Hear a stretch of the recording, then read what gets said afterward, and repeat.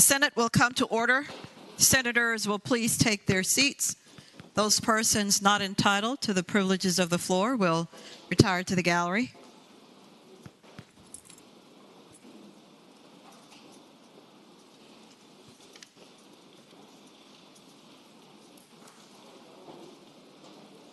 Good morning, Senators. Good morning, visitors. The Senators and all in attendance, if you are able, please stand.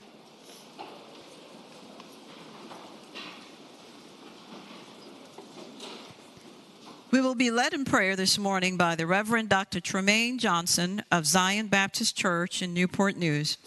Following the prayer, everyone will please remain standing, and we will be led in the Pledge of Allegiance to the flag of the United States of America by Senate Page Ari Futrell of Portsmouth. Let us pray.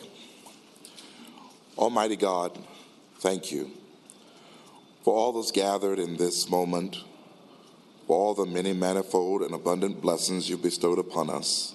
Thank you for the ability to experience life, health, strength, and unity.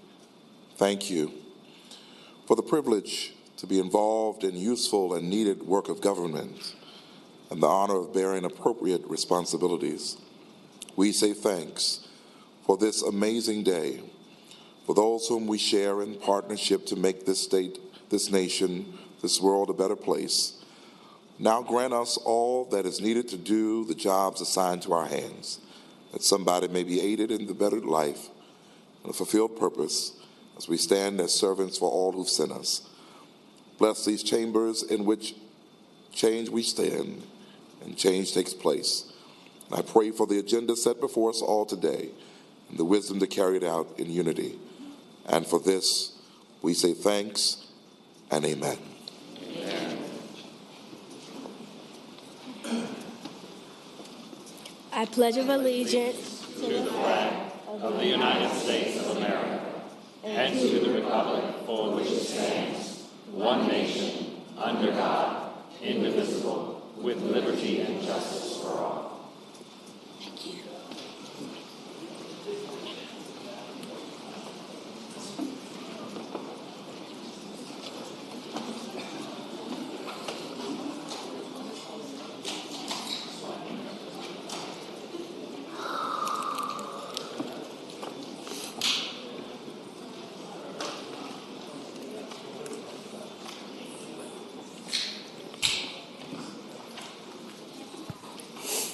The clerk will call the roll. All those present, please vote aye. The clerk will close the roll. You have a quorum, Madam President. Senate Journal for Tuesday, January 24th, 2023. The senator from Roanoke City, Senator Edwards, moves that the reading of the journal be waived. All in favor of waiving the reading of the journal will record their votes aye. Those opposed, no. Are the senators ready to vote? Have all the senators voted? Does any senator desire to change their vote? The clerk will close the roll. Ayes 37, noes 2. Ayes 37, noes 2. The reading of the journal is waived. The clerk will report any communications from the House of Delegates. Chair calls on the senior senator from Fairfax County, Senator Saslaw. Madam President, I move, I move that we waive the reading of the communications from the House of Delegates. The question is, shall the reading of the communication be waived? All in favor of waiving the reading of the communication from the House of Delegates will record their votes aye. Those opposed, no. Are the senators ready to vote? Have all the senators voted? Does any senator desire to change their vote? The clerk will close the roll. Ayes 35, noes 4. Ayes 35, noes 4. The reading of the communication is waived. The clerk will report any communications from the governor. We do not have any, Madam President. Visitors, welcome to the Senate. More importantly, welcome to your Senate. We are at the time of the morning hour when we will discover who all of you are. And the normal procedure is that the senator will rise and we will hear your name and all that you're doing. And please rise at that time, and I will make my remarks, and we will hold our applause until after my remarks. And so with that, I would like to call upon Senator Locke, the gentlelady from Hampton. Thank you, Madam President. I rise for 2 introductions. The senator has the floor. Thank you, Madam President. I would ask that we give a warm welcome of the Senate to the individual who gave us the invocation this morning on behalf of the Senator from Williamsburg and myself, and that is the Reverend Dr. Tremaine Johnson, who is the pastor of Zion Baptist Church in Newport News, Virginia. Please extend to him the warm welcome of the Senate. Dr. Johnson, thank you for coming, and thank you for your prayer, and thank you for what you're doing in your neck of the woods. And it is a help to the Commonwealth when you help those who are not able to help themselves. Thank you for your sacrifice. Senators, let us give him the warm welcome of his Senate.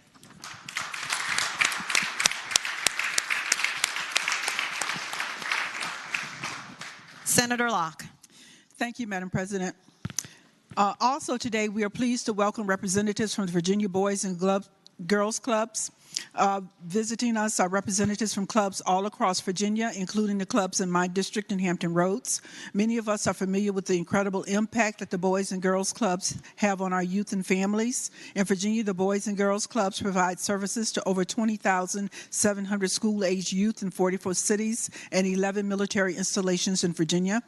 Boys and Girls Clubs inspire all young people to realize their full potential as productive, responsible, and caring citizens. Our Boys and Girls Clubs are a safe place for our youth and provide strong, proven programs emphasizing character and leadership, education and career advancement, and health and life skills. Through the years, Boys and Girls Clubs have encouraged young people to aspire to the highest level of personal development and to become good citizens who are involved in their communities. If you would please extend the warm welcome of the Senate to the Virginia Boys and Girls Clubs. Good morning to you. Thank you for coming. And young people, I'm so glad, and the senators are so glad that you are here interested in your government. And I want to thank you publicly for having been there for my family and I when we could not afford to pay for daycare, and there you were taking care of my children at the end of the day until we could pick them up. Thank you for continuing that work. Senators, let us give them the warm welcome of their Senate.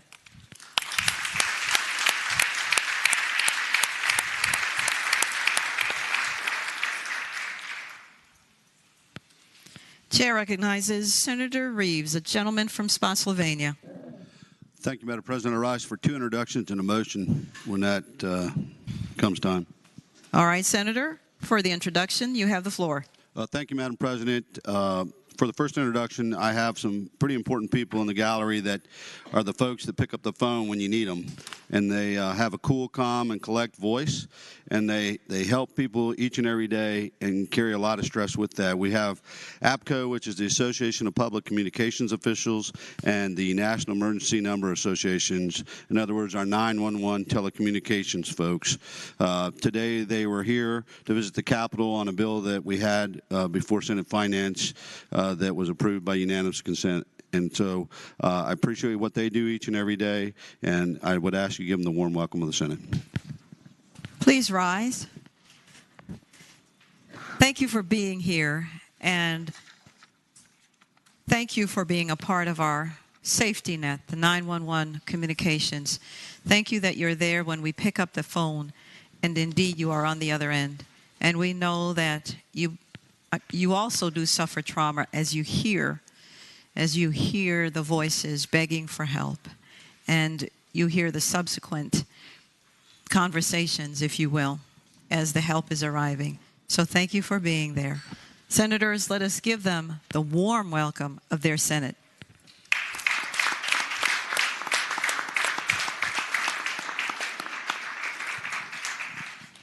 Senator Reeves. Thank you, Madam President. On to my second introduction. Also in the gallery today, I'm pleased to to introduce some young folks who are in uniform. They are part of our Civil Air Patrol, and if you don't know this, the Civil Air Patrol responds to a bunch of our emergency responses each time that our National Guard is called out and state police activated for a lot of the things that we have to face.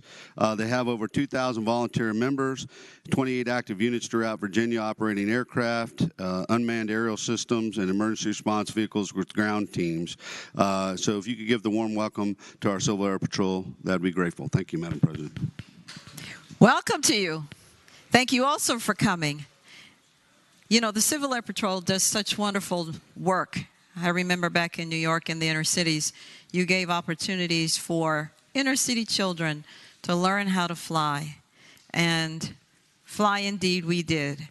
Thank you again. Thank you for your work, sir. And senators, let us give them the warm welcome of their Senate.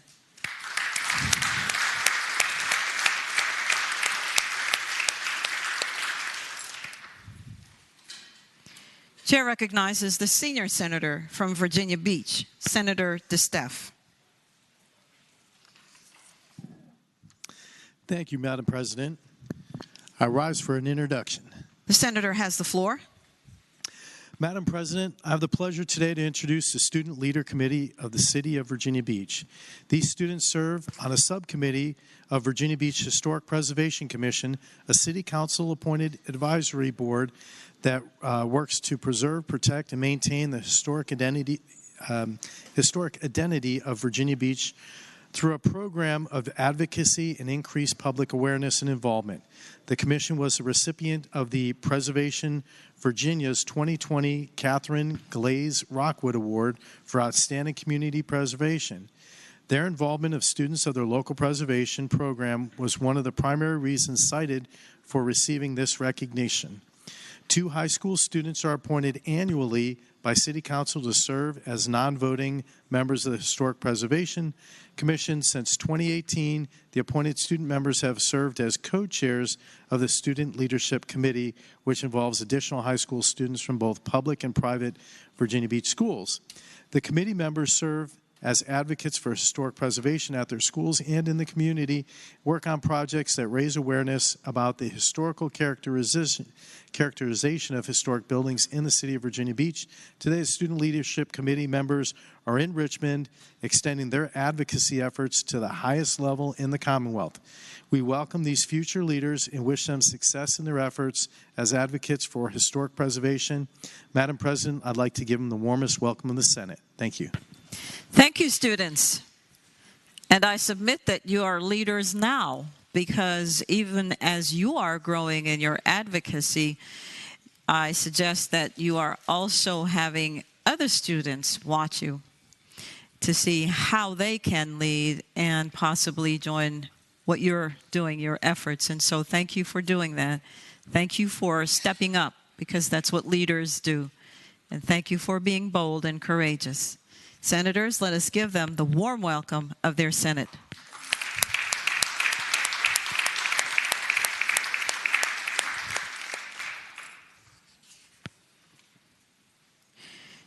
Chair now recognizes Senator Hackworth, the gentleman from Tazewell. Madam President, I'd like to request a leave of absence for my seatmate, the junior senator from Chesterfield, on account of pressing personal business. Thank you, Senator. It will be so noted. Chair recognizes Senator Howell, the gentlelady from Northern Fairfax County. Thank you, Madam President. I rise for the purposes of an introduction. The senator has the floor. And unlike the others, it's only one introduction, but it's for a most impressive group, and that's the League of Women Voters of Virginia. The League of Women Voters of Virginia was founded in 1920 out of the suffragette movement.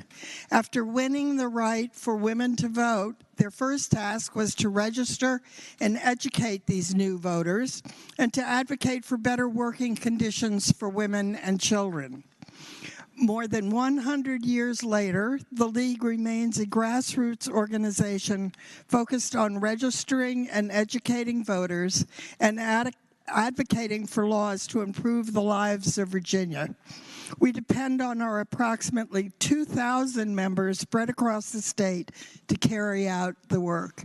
I hope you'll give them the very warm welcome of the Senate. Good morning to you. And young people, this is where we are. And you graduate as you continue to lead. Thank you for doing what you do. And again, thank you that you have continued the work of sacrificing to help others. And voting is, of course, indeed very important. And thank you for continuing to encourage us that it is a very precious privilege that we have, and we dare not lose it. Senators, let us give them the warm welcome of their Senate.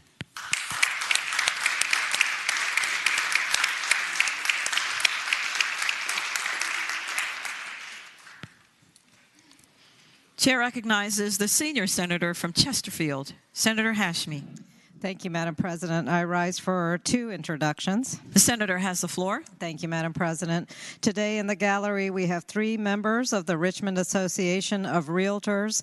The mission of the Realtors is to provide its members with the resources, services, and community engagement to conduct ethical, professional, and profitable businesses. RAR is central to Central Virginia's largest trade association. It serves over 7,000 realtors who live and work in the Richmond metropolitan area, and I ask that we give the warm welcome of the Senate. Please stand, realtors. There you are. I am so often reminded that the term is not realtors in the same way we don't say doctors. It's realtors. And prior to the Realtor Association, real estate was a hodgepodge, and you brought professionalism to that most wonderful endeavor. We thank you for doing so, and we thank you for being in that space. And full disclosure, I was once a member of the board where I ran the board, so I know your good works. Senators, let us give them the warm welcome of their Senate.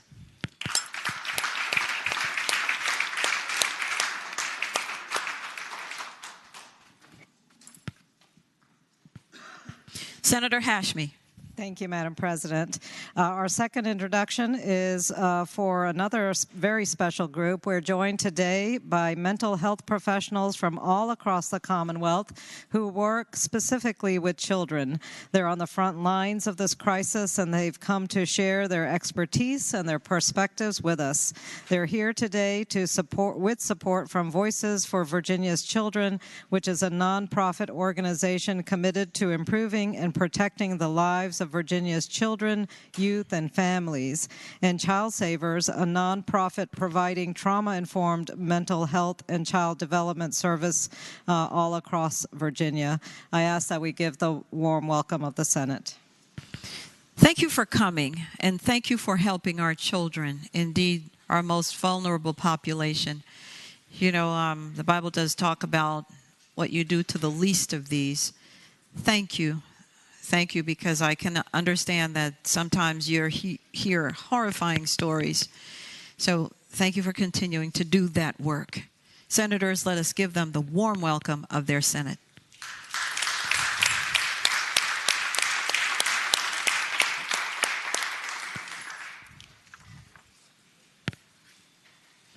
Chair recognizes Senator Lucas, the gentlelady from Portsmouth. Thank you, Madam President. Madam President, today we have the Brunswick Stew Tourism Association hosting their 19th annual Brunswick Stew Day.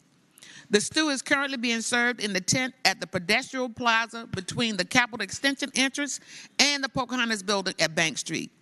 This year's stew master, Kevin Parr, and stew crew is the 2022 Taste the Brunswick Festival champion.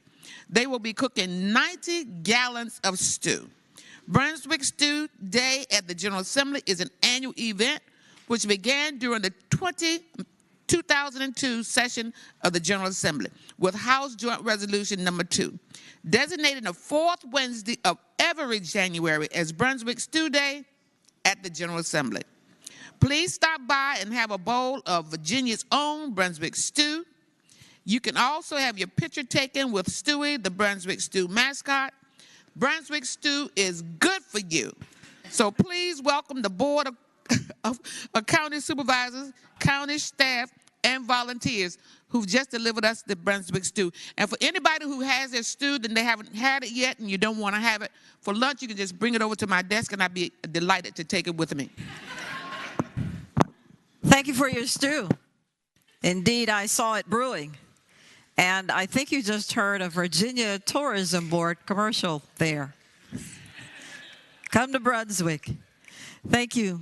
And senators, let us give them the warm welcome of their Senate.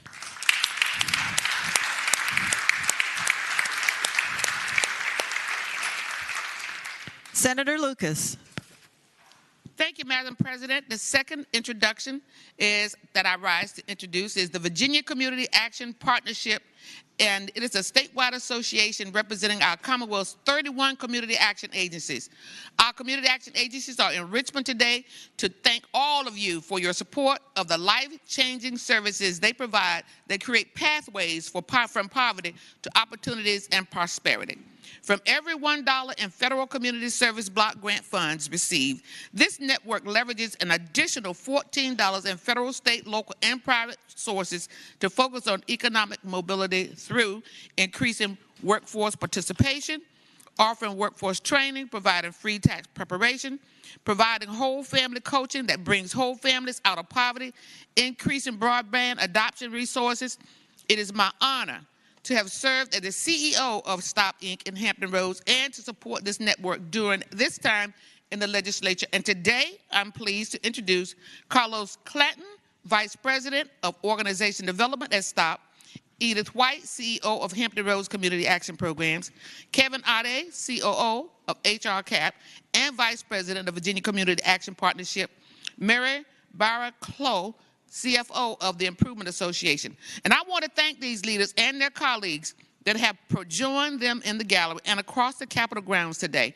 I thank you for your focus on breaking the cycle of poverty and focus on whole family coaching and wraparound services that lead to economic mobility. We appreciate your work this session to advocate for increased assistance to the voucher and income tax assistance sites across the state that ensure Virginians gain assistance in filing taxes and gaining access to vital programs such as the federal and state earned income tax credit. Madam President, I would appreciate it if you would extend to them the very warm welcome of the Senate. Good morning to you. Good morning to you. I am intrigued that the senator has said that for every dollar that you receive from the state, you find $14. My, what a miracle that is. And thank you for doing all that the senator has said. Thank you for your help and your sacrifice. Senators, let us give them the warm welcome of their Senate.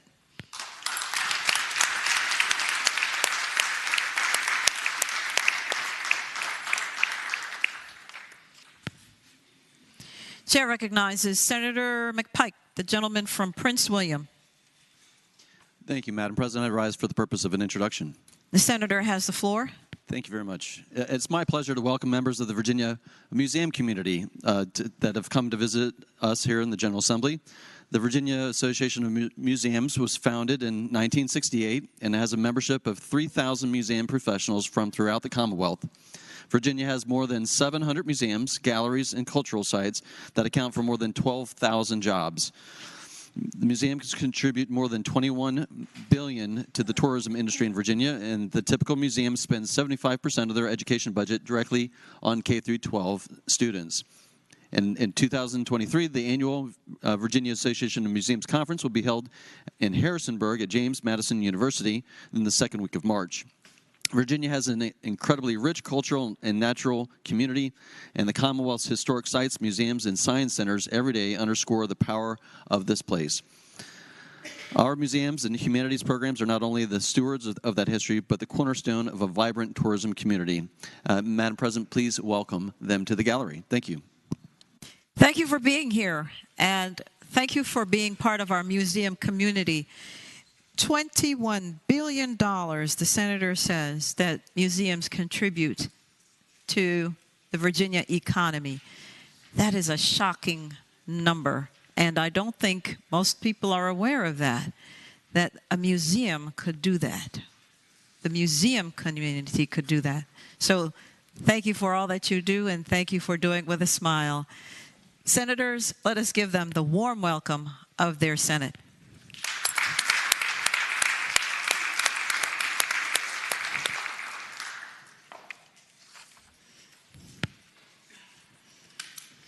Senator McClellan, the senior senator from Richmond City. Thank you, Madam President. I rise for an introduction. The senator has the floor. Thank you. Joining us in the gallery, we have members of the Cannabis Coalition of Virginia, which is here in support of the 2023 legalization of Marijuana Day.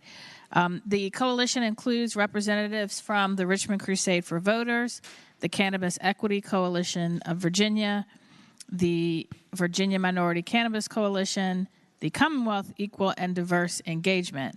This collective, along with others, have been working across Virginia to ensure that equity is at the heart of marijuana legalization. And I ask that we offer a warm Senate welcome. Thank you for coming and watching us, and thank you for coming and advocating for your various positions on that issue. Thank you for ensuring that all voices are heard. And so with that, senators, let us give them the warm welcome of their Senate.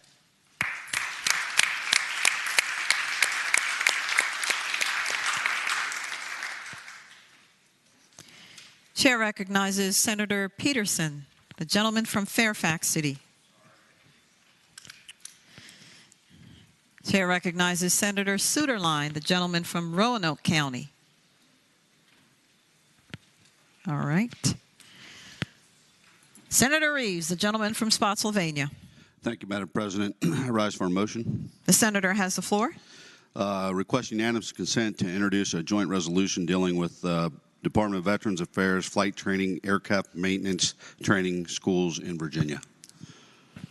The question is, shall the Senate grant consent to introduce a resolution relating to the matters as stated by the senator? All in favor of the motion will say aye. Aye. Those opposed, no. The consent of the Senate is granted to introduce your resolution, Senator.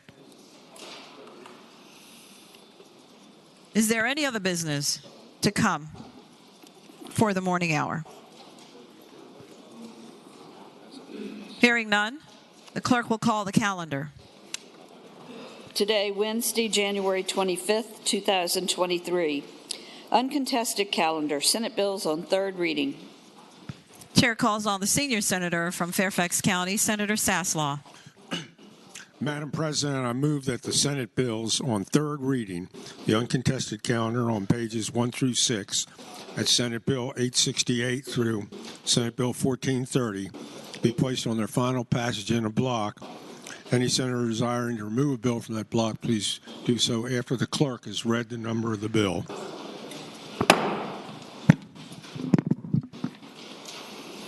The question is, shall the Senate bills on the uncontested calendar, third reading, pages 1 through 6, Senate bills 868 through Senate Bill 1430, be placed upon their final passage in the block with the understanding that any senator desiring to remove a bill from the block do so after the clerk has read the number of the bill.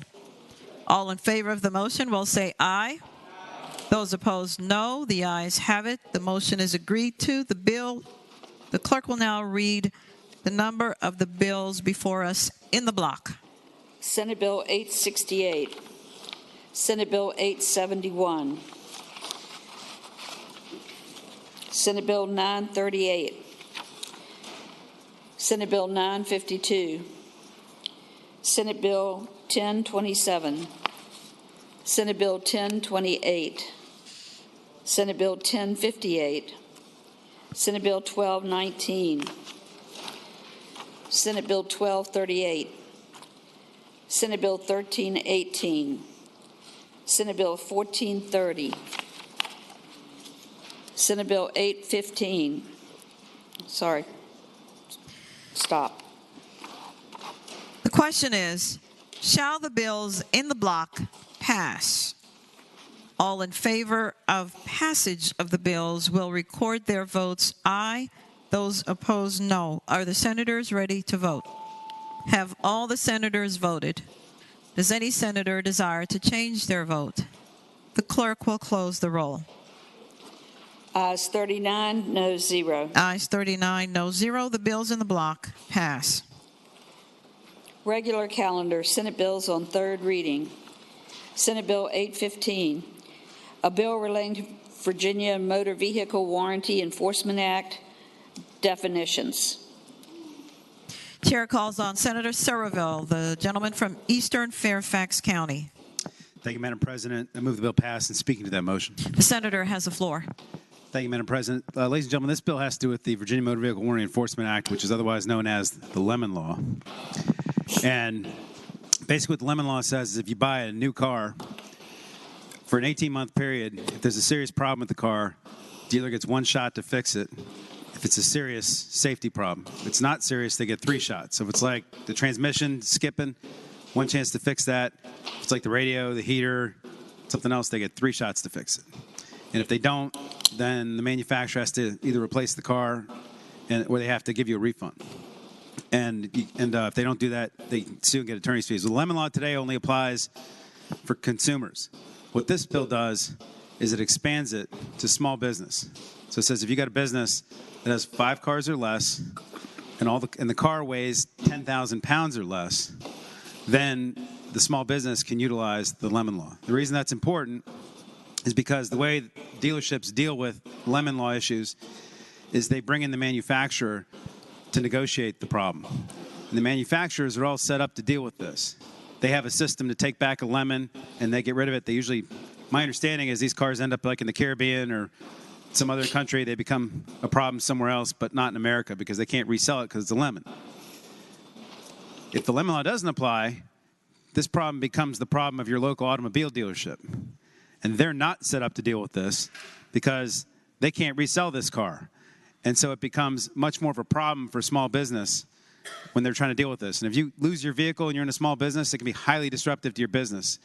And so this basically sort of gives small business a little bit more leverage with the auto manufacturers to resolve these problems. I think it's a good bill. It's good for our small businesses out there, folks that have pickup trucks, conversion vans that they use in their business. And I hope we can pass the bill.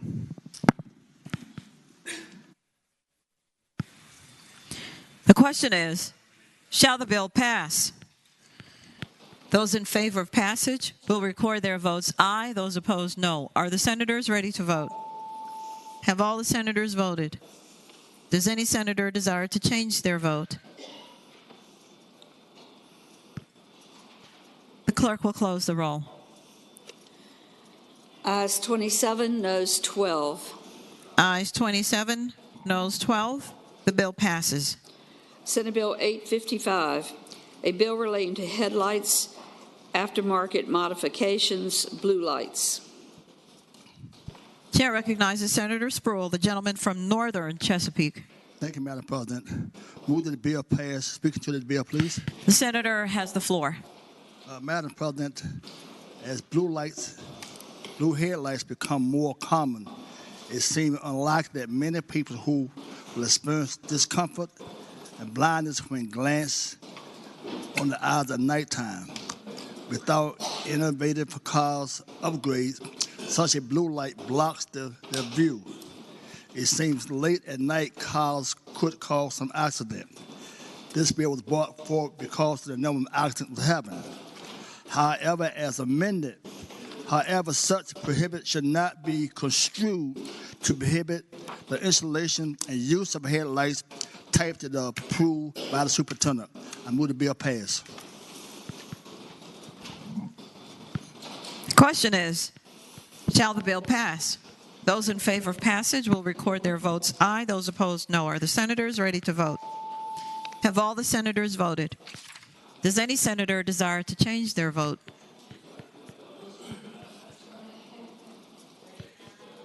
The clerk will close the roll.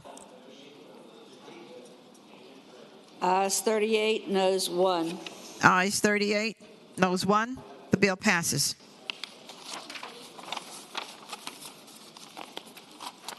Senate Bill 1216, a bill relating to transportation network companies, uninsured and underinsured motorist coverage.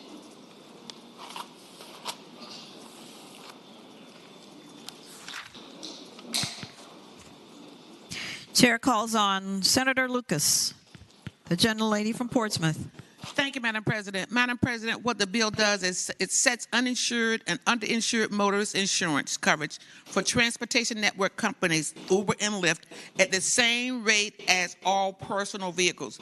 The new requirements will be $30,000 for bodily injury per person, $60,000 for bodily injury per accident, $20,000 for property damage, whether or not persons in the vehicle, but with the request of VTLA that the full TNC policy be available even when there is other insurance available. Because the levels are pegged to the levels of all drivers, they will increase in 2025 to $50,000 for bodily injury per person, $100,000 per accident, and $25,000 for property damage. The current TNC UMUIM requirement was set in the original statute to reflect the $1 million requirement placed on TNCs for the liability coverage, i.e., when the TNC driver is at fault. That example was not followed by a vast majority of states. Only 9 are in the $1 million level for UMUIM. And the new policy is consistent with model policy of the insurance industry. There is no change to the general liability policy for when TNC driver is at fault. That remains $1 million. The current TNC UMUIM policy is expensive and rarely ever used. I know of no opposition and would ask you to pass the bill, Madam President. Chair recognizes Senator Obenshain, the gentleman from Rockingham County. Madam Chair, I rise to speak to this bill. The senator may continue.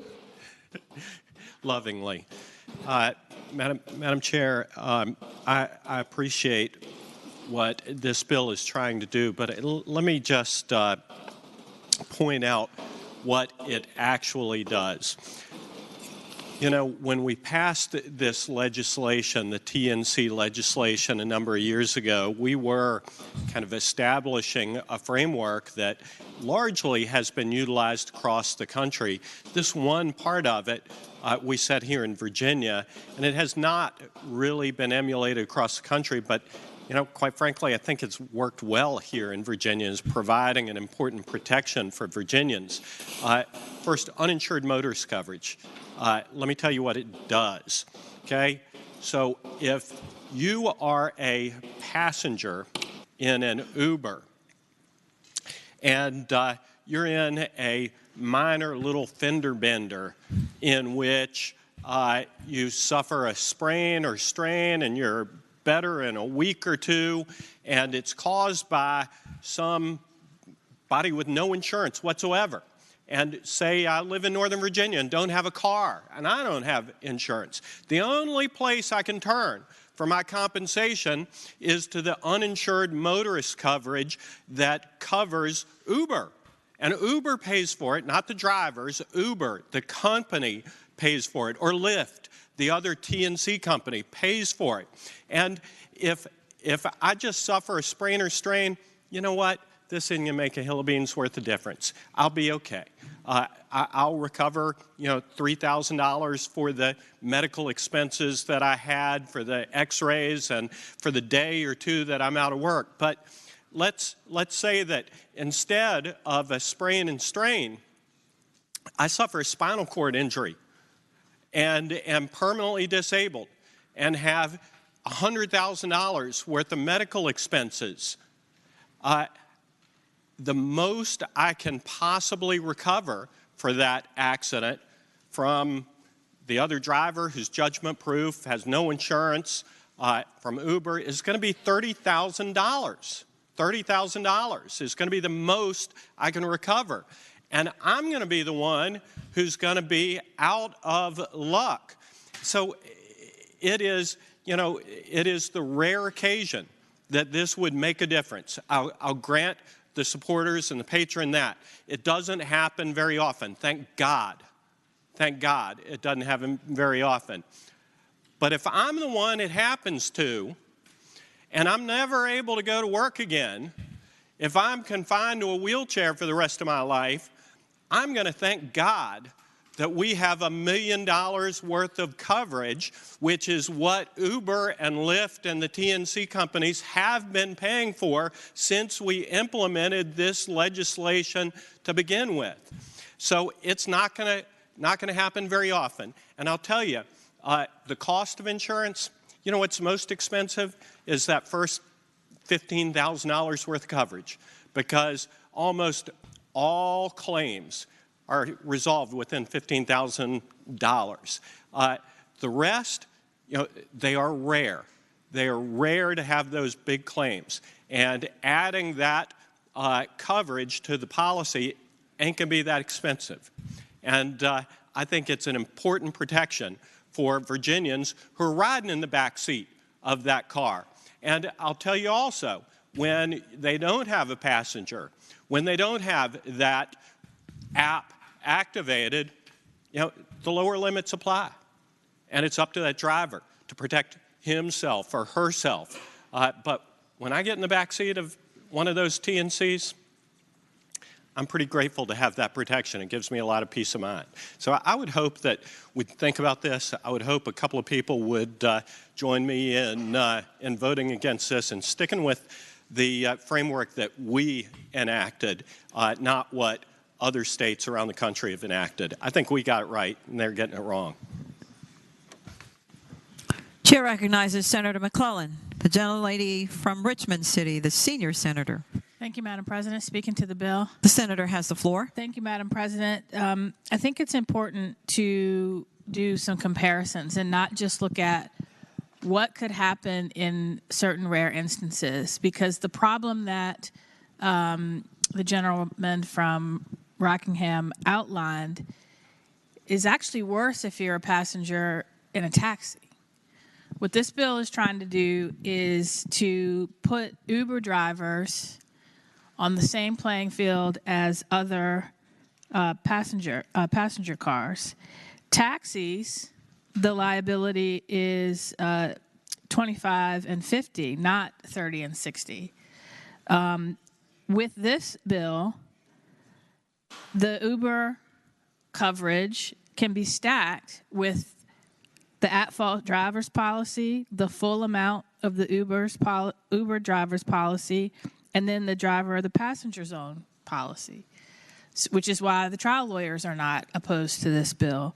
For me, what was telling is that the liability coverage that taxi drivers have to have is worse for the passenger in the situation just outlined than if you were a passenger in an Uber car, or that Uber driver, if you're a passenger in an Uber driver, versus if you're a passenger under this bill, versus if you're a passenger in the senator from Fairfax's car, you'd be on the same playing field. So I think here what we need to do is look at how are we treating passengers in the back of another driver's car versus the back of a taxi versus the back of Uber or Lyft or a TNC. And only the TNCs have to have the higher level of coverage that we adopted a few years ago.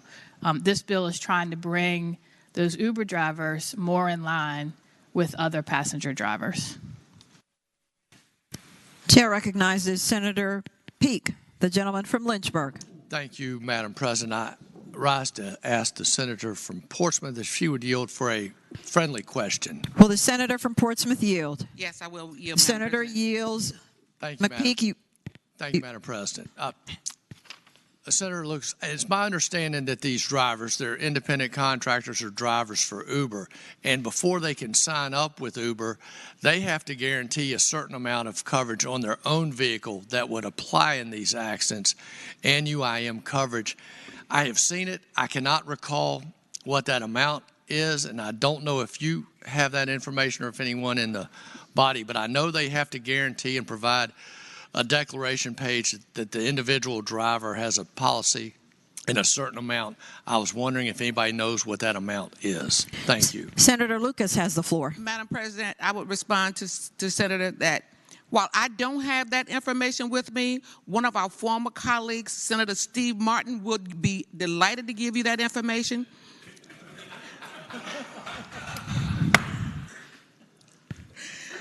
And I'd also like to respond that, as it has been stated by the senior senator from Richmond City, this is exceedingly rare occurrence that these things happen. The at-fault driver's liability policy would cover first, then the full amount of the Uber UIM policy, and then the driver's passenger's own UIM policy.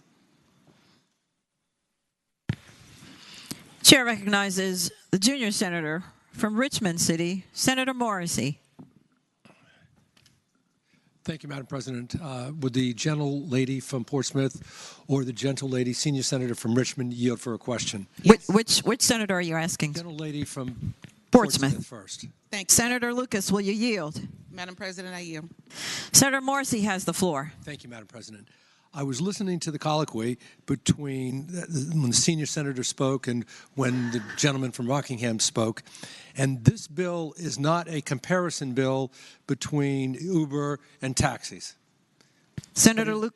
But it has been used to distinguish the bill. What I would like to know is the following. The senator from Rockingham, the gentleman from Rockingham brought up an example with Uber. One of our colleagues on this side brought up a similar example earlier today. Can you address that point, which is if an individual hits an Uber driver and the Uber driver is entirely not at fault, and the driver that was at fault has no insurance, why wouldn't we want this policy in place so that the Uber uninsured motor vehicle coverage would come into play and take care of that innocent passenger's injuries, albeit minor ones? Senator Lucas has the floor. Madam President, I will respond to the, are you the junior senator? Yeah, you're the junior senator. Junior. Yes. Well, per the VTLA request, the Uber UIM coverage can be stacked and these other coverage limits without set-off so the full amount is available. And next to that, taxis remain at $25.50 for liability and UIM and other passenger carriers are $30 to $60. If this was a major problem, Madam President, the General Assembly would have increased these levels years ago. Would the gentle lady yield for a final question? Will the gentle lady yield? Madam President, I yield. Senator Morrissey. Would the gentle lady agree that if the driver who was at fault has no insurance and the innocent passenger, for example, had no insurance, that at least between those two parties, there is nothing to stack? Senator Lucas has the floor. Madam President, I'd like to yield to the senior senator from Richmond City. Will the senior senator from Richmond City yield? I will yield and ask the junior senator to, well, actually, I remember your question. So, but the issue here. The senator yields. Senator, you have the floor. Thank you, Madam President. The issue here is not whether the Uber driver should have a minimum amount of insurance to cover the passenger in that case. The issue here is whether it should be $1 million or if it should be in line with what it would be if a private party were driving that passenger or a taxi. I asked in committee, because to me, the question is, what should the policy be to make sure that that passenger in the back seat of the car will be treated the same regardless of who the driver is, between a TNC driver, a taxi driver, or a private individual? And I asked that question in committee. And the response was that under this bill, that passenger in an Uber who, in the scenario you outlined, would be better off than if they were in Senator Boysko's car or a taxi driver's car. And no one gave contrary testimony in that hearing. And as a result, I supported this bill because a passenger in either one of those scenarios would, for the most part, be treated the same if they're in a situation where there's no stacking. Would the gentlelady yield for one final question? Will the senator yield? Absolutely. Senator Morrissey, you have the floor. Perhaps I'm getting into a field that I know very little about, but I've tried to study it, and it appears that when the senior senator from Richmond gave her description earlier, she talked about the difference being 30, 60, 20 versus 20, 50, or 10. It appears to me that that's simply a distinction without a difference, and that those amounts should be addressed so that if you want them to be identical in another bill. But my question is, given that we're talking about a difference of 5,000, 10,000, and 5,000 respectively,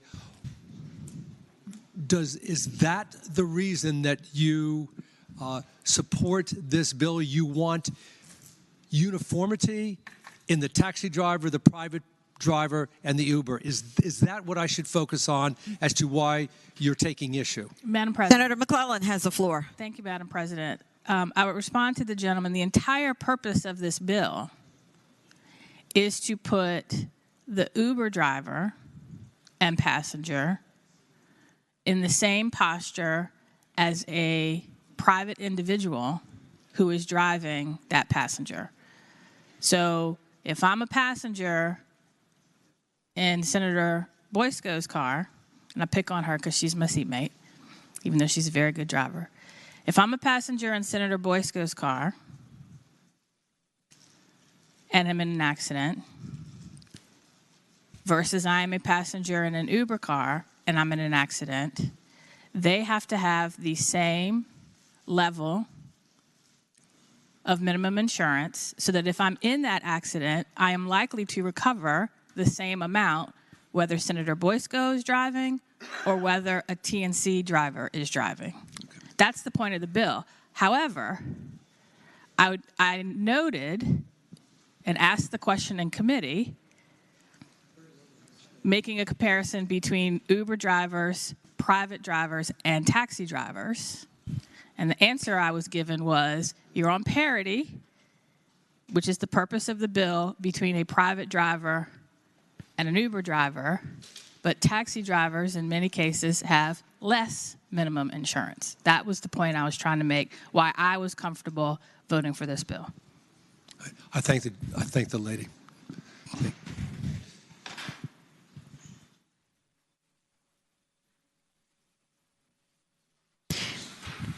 Chair again calls on Senator Obenshain, the gentleman from Rockingham County. Madam President, rise to speak, and I apologize for speaking a second time, but The senator has the floor. just very briefly, I would respond to the comments from my friend, Junior Senator from Richmond, by saying that it appears that the goal is to treat passengers, and I say that with great affection for the gentlelady from Portsmouth, but the goal is to treat passengers in an Uber as badly as we treat passengers in a taxi. And that if we really cared about the passengers, we would not be reducing the protection that's available to them in the backseat of an Uber, but we would be increasing the protection that's available to them in the backseat of a taxi. And I understand that there is taxi envy out there amongst the TNC community, but there are other ways to address it, and I think that the bottom line here is it's a cost-cutting measure by the TNCs at the expense of the few people, granted the few people who are badly, badly hurt.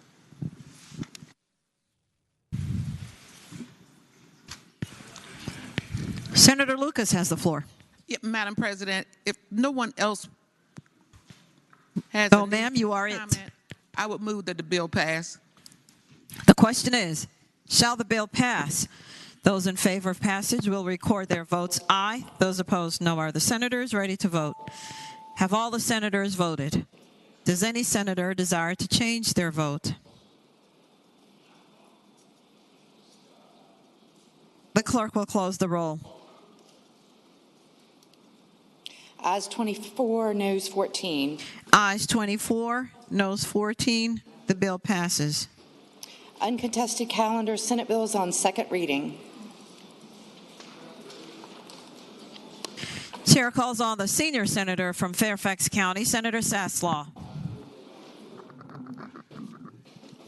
Madam President, I move that all Senate bills on second reading on the uncontested calendar on pages 8 through 11 at Senate Bill 1372 through 1492 be advanced to their engrossment in third reading in a block after the adoption of any amendments thereto, and any senator desiring to remove a bill from the block, please do so after the clerk has read the number of the bill. The question is, shall all Senate bills on second reading on the uncontested calendar on pages 8 through 11, Senate Bills 1372 through Senate Bill 1492, be engrossed and advanced to their third reading in the block after the adoption of the amendments thereto, and that any senator desiring to remove a bill from the block will do so after the clerk has read the number of the bill. All in favor of the motion will say aye. Those opposed, no. The ayes have it. The motion is agreed to. The clerk will read the number of the bills. Senate Bill 1372. Madam President. Chair calls on the senior senator. Could Senate Bill 1372 come out of the block for purposes of a floor amendment? Without objection, Senator, it is out of the block. Senate Bill 822, reported from the Committee on Local Government. Senate Bill 829, reported from the Committee on Local Government. Senate Bill 874, reported from the Committee on Local Government. Senate Bill 898, reported from the Committee on the Judiciary. Senate Bill 961, reported from the Committee on Local Government. Senate Bill 1021, reported from the Committee on Local Government. Senate Bill 1306, reported from the Committee on the Judiciary. Senate Bill 1390, reported from the Committee on Local Government with a substitute. Madam President, move adoption of the committee substitute. The question is, shall the substitute on Senate Bill 1390 be agreed to? Those in favor of the motion will say aye. Those opposed, no. The substitute is agreed to. Senate Bill 1492, reported from the Committee on the Judiciary with amendment. Chair recognizes Senator Steff, the senior senator from Virginia Beach.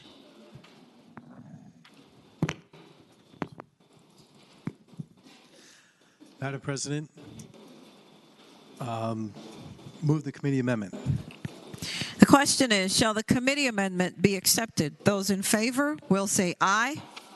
Those opposed, no. The committee amendment is accepted.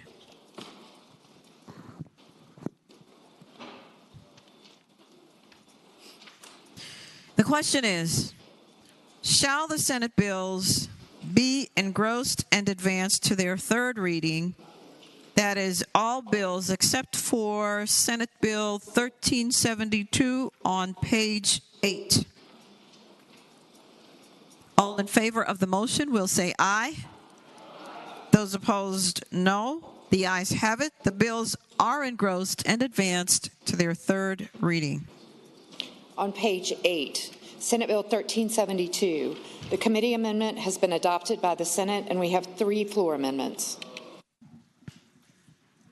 Chair recognizes the senior senator from Richmond, Senator McClellan. Thank you, Madam President. I ask that the amendments be taken in a block.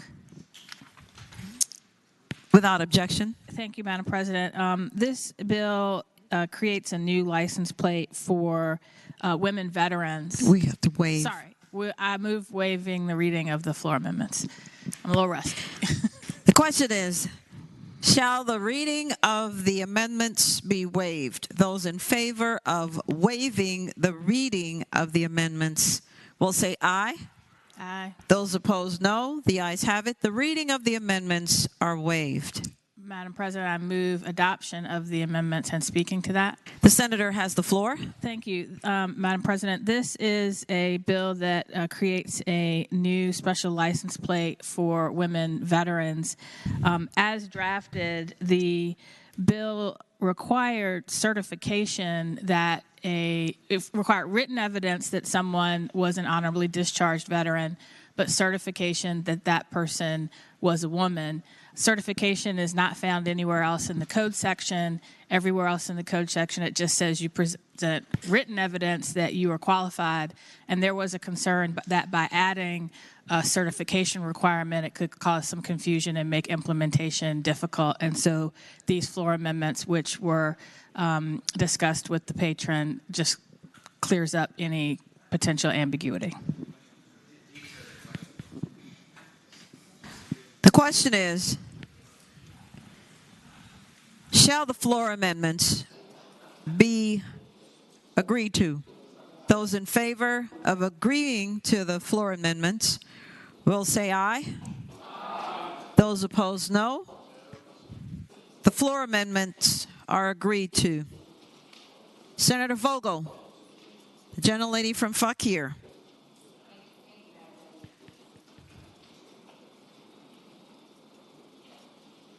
Thank you, Madam President. I move the bill be engrossed in advance to its third reading.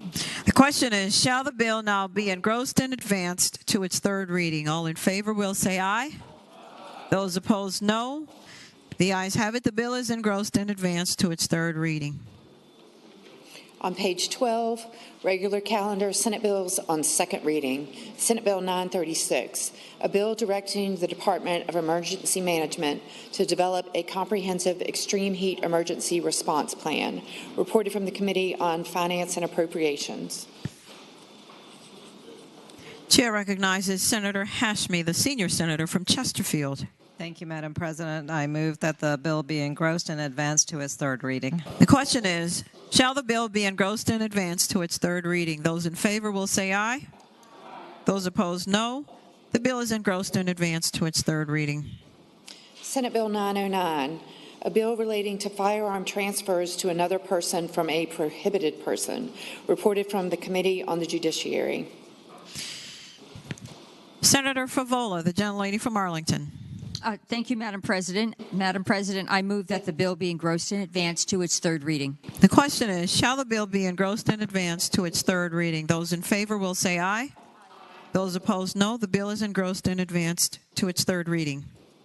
Senate Bill 1067, a bill relating to substantial risk orders, substantial risk factors, and considerations, reported from the Committee on the Judiciary, and we have a floor substitute. Chair calls on Senator Stewart. Madam President. Senator Sorreville, the gentleman from Eastern. Madam President, I yield to the gentleman from Fairfax. Thank you, Madam President. I'd ask the bill go by for the day so we can process this floor amendment. Without objection, Senate Bill 1067 goes by for the day.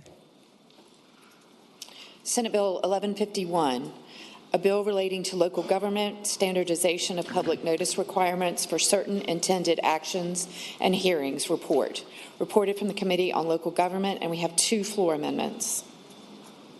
Madam Chair recognizes Senator Edwards, the gentleman from Roanoke City. Madam President, I move that the floor amendments be adopted. First of all, I move the waiving the floor amendments. I move that we waive the floor amendments. The question is, shall the reading of the floor amendments be waived? Those in favor of waiving the reading of the amendments shall say aye. Aye. Those opposed, no. The reading of the amendments is waived. Senator Edwards.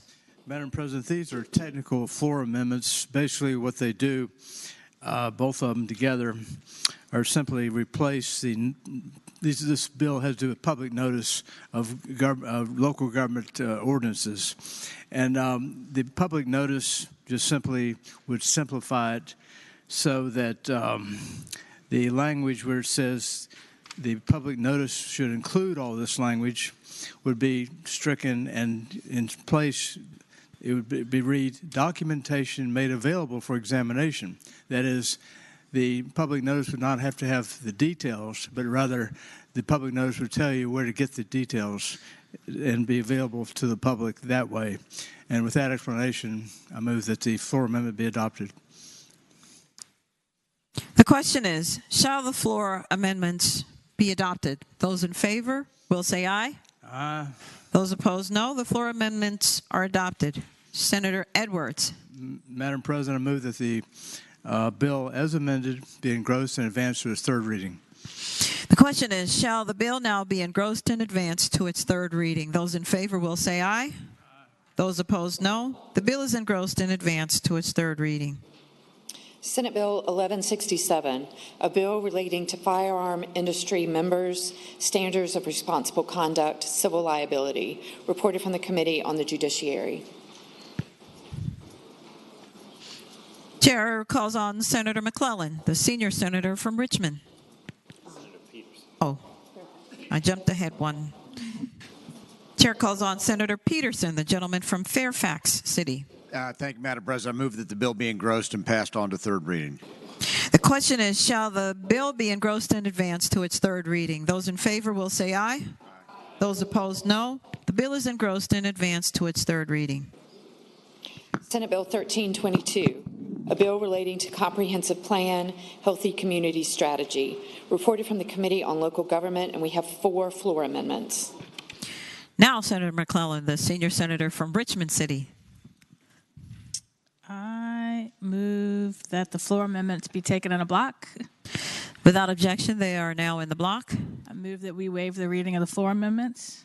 The question is, shall the reading of the floor amendments be waived? Those in favor of waiving the reading of the amendments will say aye.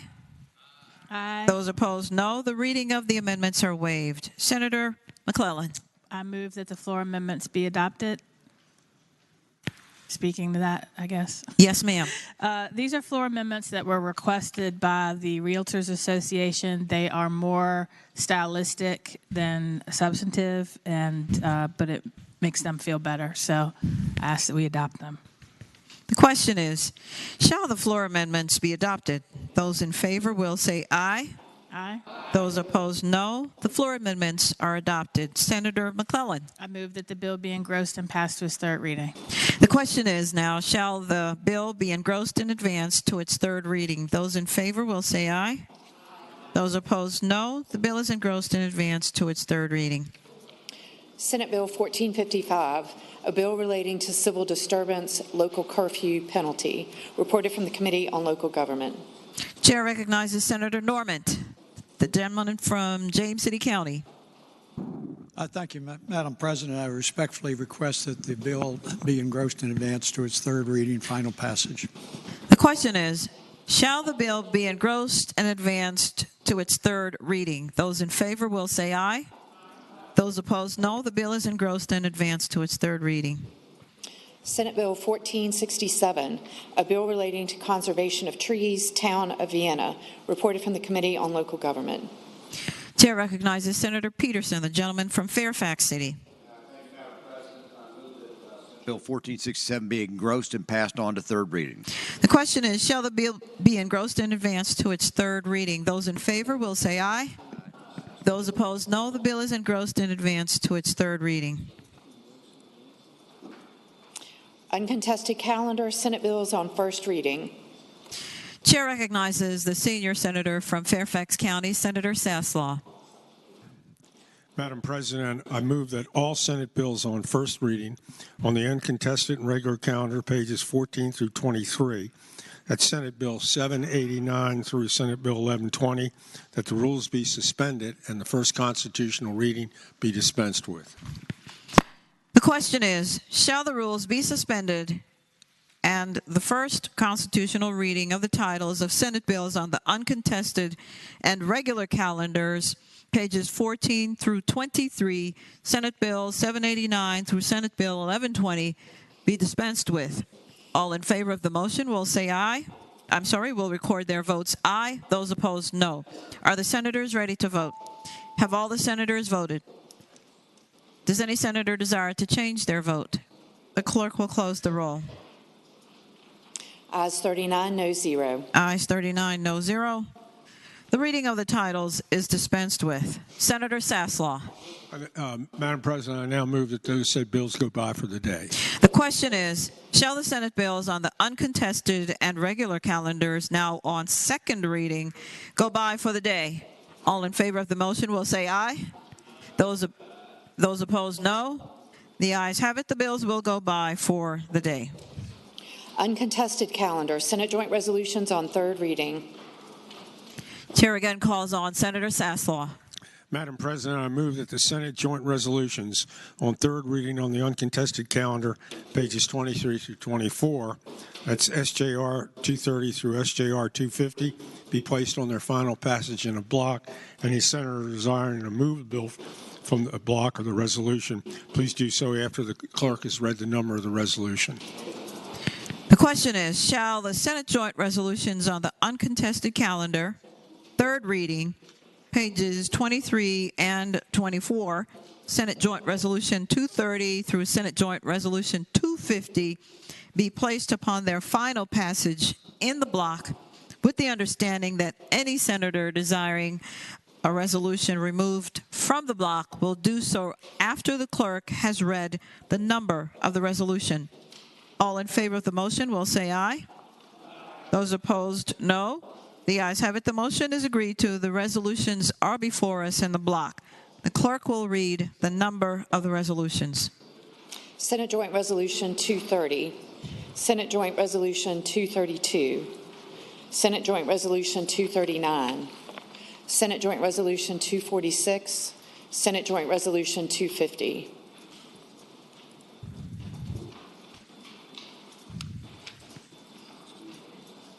The question is, shall the resolutions be agreed to in block? All in favor of agreeing to the resolutions will say aye. Those opposed, no. The ayes have it. The resolutions in the block are agreed to. Regular calendar, Senate Joint Resolution on third reading. Senate Joint Resolution 229, directing the Virginia State Crime Commission to study juvenile restitution report. Chair recognizes Senator Favola, the gentlelady from Arlington. Thank you, Madam President. Madam President, I move that this joint resolution pass. And speaking to the motion. The senator has the floor. Thank you, Madam President. What this does is it directs the Crime Commission to look at the question of restitution for juveniles, both from the perspective of the rehabilitative model as well as compensation for victims. So this is a study. We believe that the topic is incredibly important. I do hope it is the wish of the body to pass this joint resolution. Thank you, Madam President. Chair recognizes Senator McDougall, the gentleman from Hanover. Thank you, Madam President. Madam President, speaking to the motion. The senator has the floor. Madam President, I don't typically speak on study resolutions, but I did want to point out a couple things with this one. And as we have conversations about criminal justice and the rights of the accused, we also need to make sure that we're focusing on the rights of the victims. So I'm going to be voting against this study, and there are a couple things that I want to point out to the body as we go through it. One, it talks about a statutory cap on restitution. That would mean that a victim who had a loss as a result of a criminal act would be statutorily capped on what the judge could order. So the victim is going to be the one that's going to have to take additional actions in order to recover because the judge wouldn't be able to award it. Two, the study also says that the requirements of what a court could order would be based on what the person that committed the crime could pay. not on what the victim lost, not what they had to pay out of pocket, but what the other person could pay.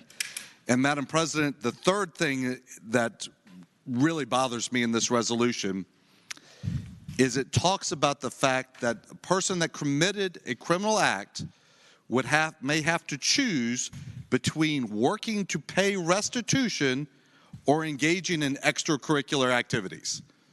Madam President, I just have a fundamentally different view about if a person commits a criminal act that causes a individual or business or religious institution to have a financial loss, they ought to be working to pay that restitution. They ought to have to make a choice whether to engage in an extracurricular act or play Xbox. They ought to make that victim whole. So, Madam President, as we're going forward, I think studying how juveniles pay, what programs they could be engaged in order to try to generate money to make that, that's very laudable. But to say that a victim is not going to be whole, or we're going to put a cap on that victim, or to think that it's bad for a juvenile to have to work in order to pay restitution, that's something I cannot vote for, and I'd ask the body not to support this resolution. Chair recognizes Senator Marsden, the gentleman from Western Fairfax County. Thank you, Madam President. Speak to the resolution. The senator has the floor. I'm certainly sympathetic to some of the things that Senator McDougal has brought up. But right now in my own juvenile court that I worked in for 30 years, I retired some 23 years ago, there are thousands and thousands and thousands of backlogged restitution cases. Nobody's trying to collect. Nobody can collect. Some of these folks are getting ready to apply for Social Security. There are other issues here, and hopefully they're identified in the study, that we need to be able to convert these restitution cases to civil cases so that people can recover from these people who have become adults in the meantime. And I hope that the study can look at that, but this certainly does need to be examined. Thank you very much.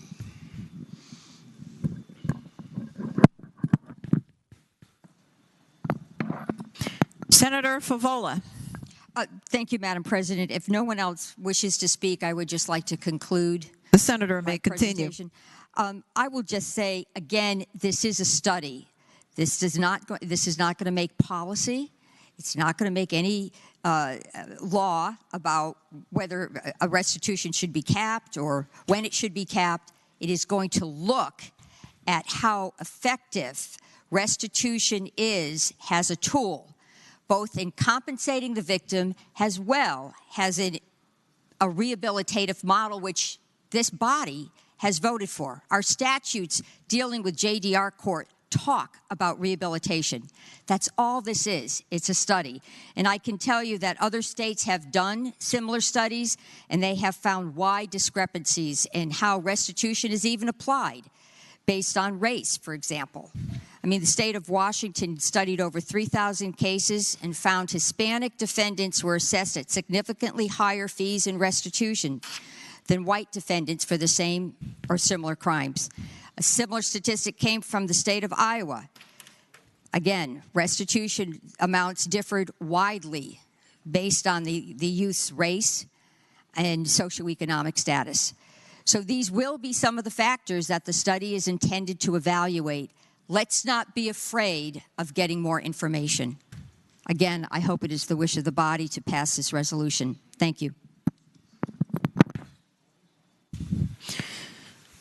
The question is, shall the study pass?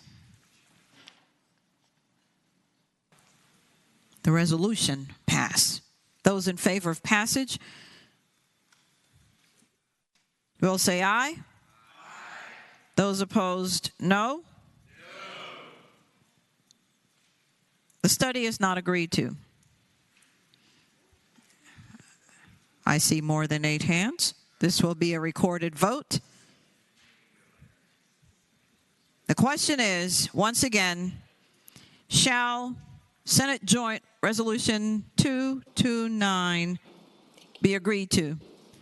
Those in favor of agreeing We'll record their votes aye. Those opposed, no. Are the senators ready to vote? Have all the senators voted? Does any senator desire to change their vote?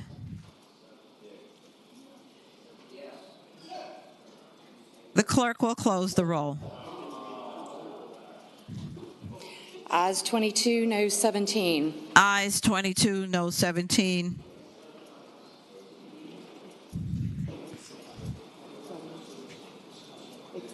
As a matter of fact, this fails. It needs a 2/3 vote, which right now means 26 to pass.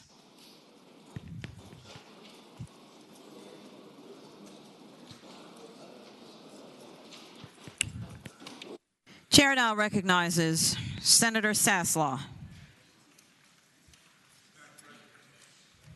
Madam President, I require the clerk. Does that complete the calendar for today? Yes, sir. Thank you.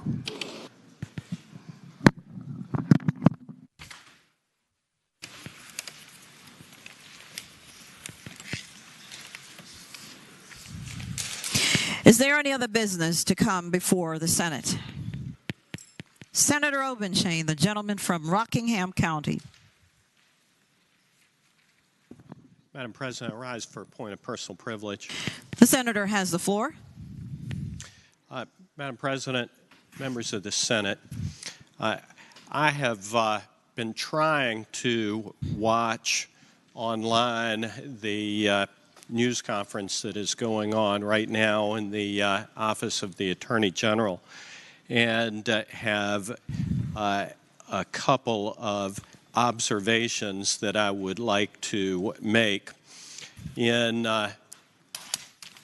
the governor's executive order number 3, when he was sworn into office a year ago, the governor directed the Attorney General of Virginia to conduct the investigation that frankly should have been conducted a year or 2 years earlier, and that is of the conduct of the Parole Board of Virginia.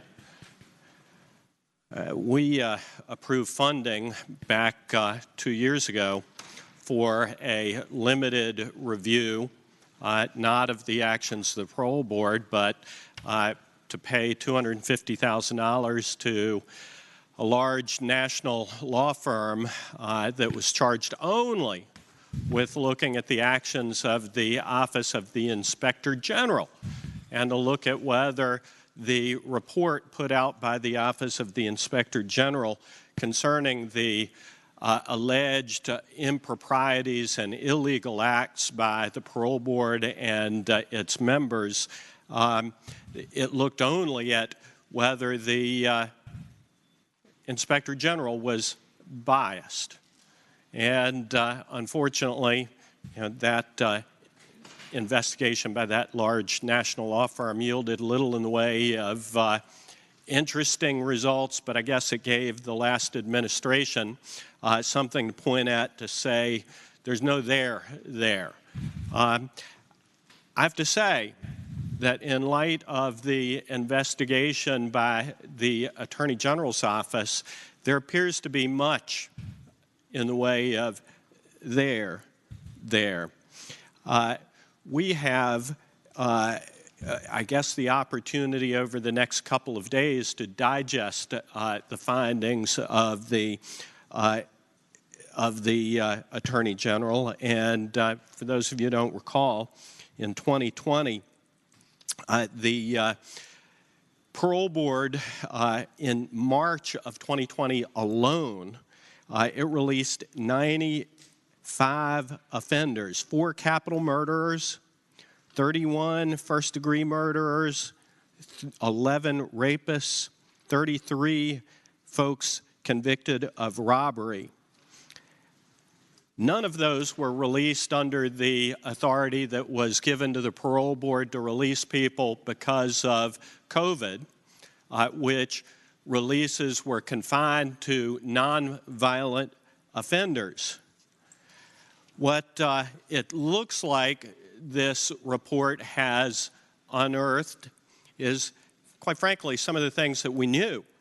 that there were a lot of times in which the statutory requirements to notify victims, and we're just talking about victims of juvenile crime, but the statutory requirement to endeavor diligently to contact victims before releasing people on parole was functionally ignored 83 times in a 2-month period.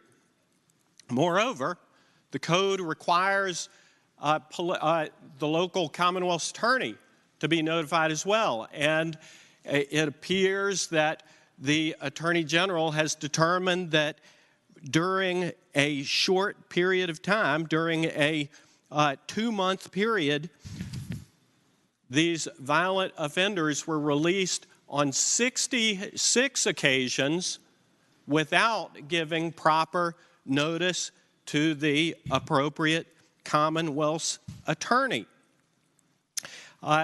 The findings appear to be particularly damning with respect to the former chair of the parole board, somebody who actually is currently sitting as a current judge in a jurisdiction of the Commonwealth of Virginia.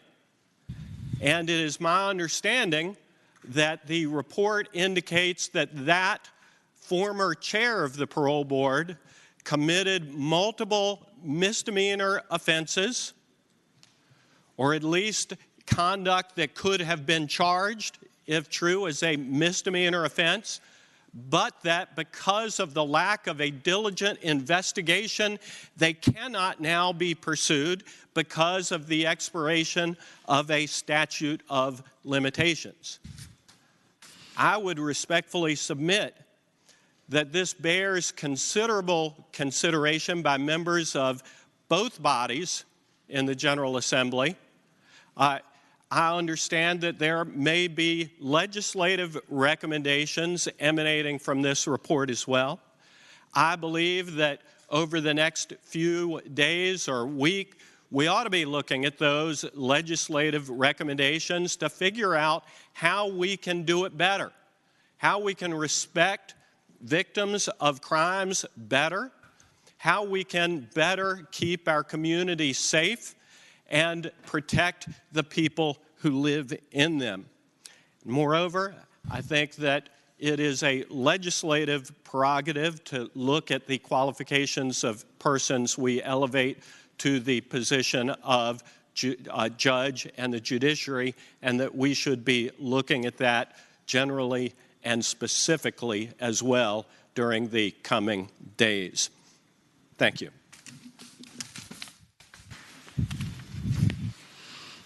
Chair recognizes Senator Hanger, the gentleman from Augusta.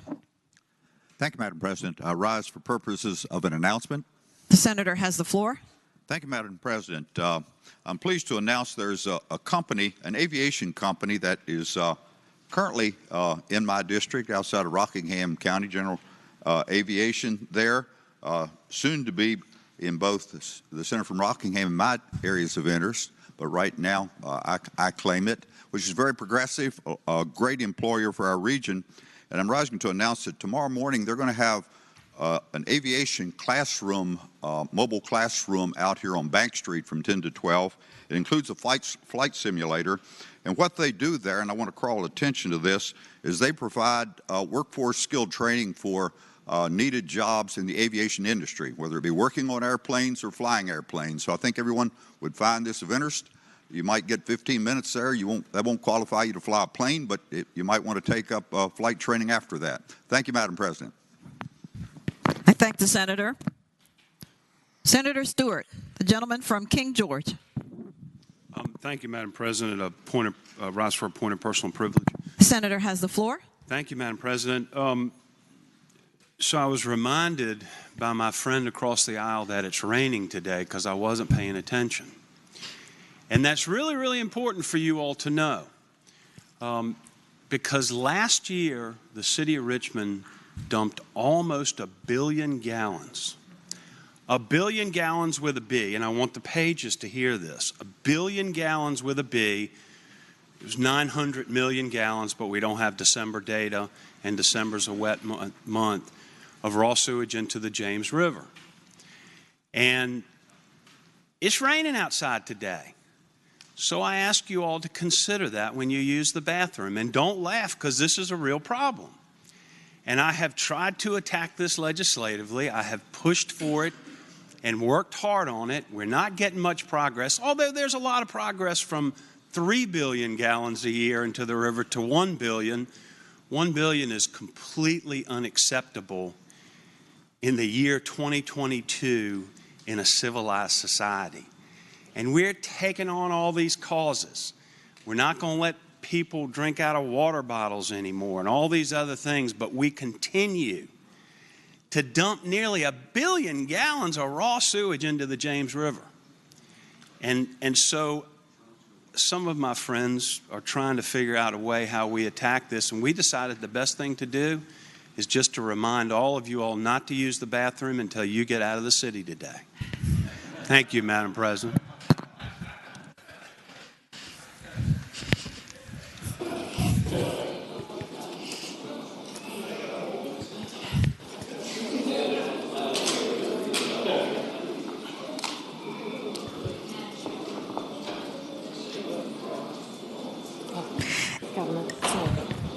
Chair recognizes Senator Donovan, the gentlelady from Enrico. Thank you, Madam President. Just point of personal privilege. The senator has the floor. I just want to add, don't go in the river either. This will be a brownout. Thank you.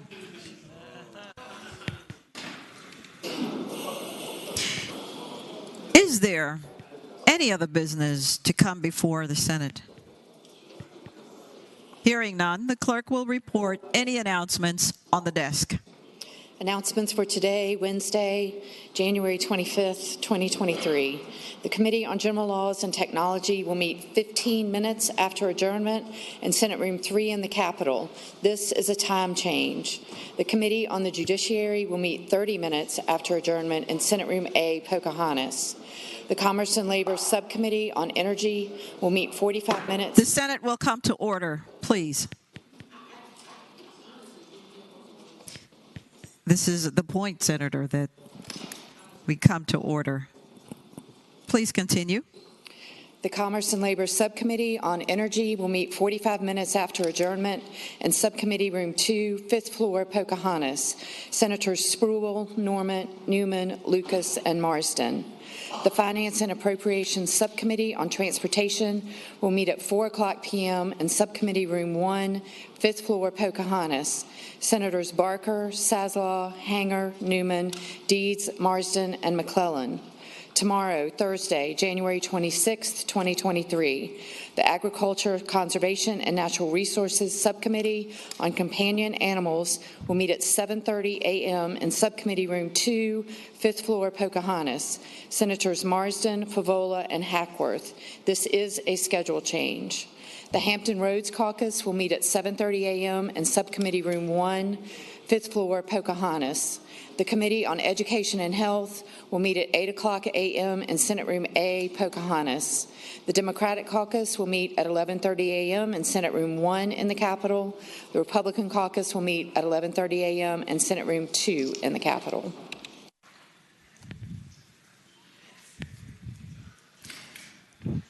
Chair now calls on Senator Lucas, the gentlelady from Hampton.